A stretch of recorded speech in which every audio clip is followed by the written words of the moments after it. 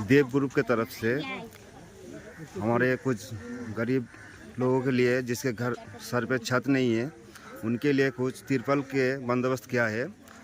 तो हमारे कुछ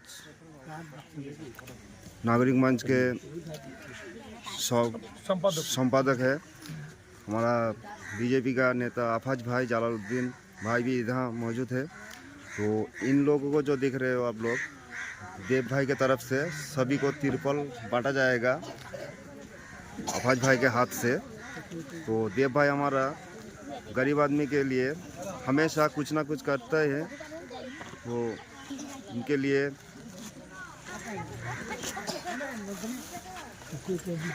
दीजिए हमारा तिरपल आफाज भाई हाथ में दे रहा है।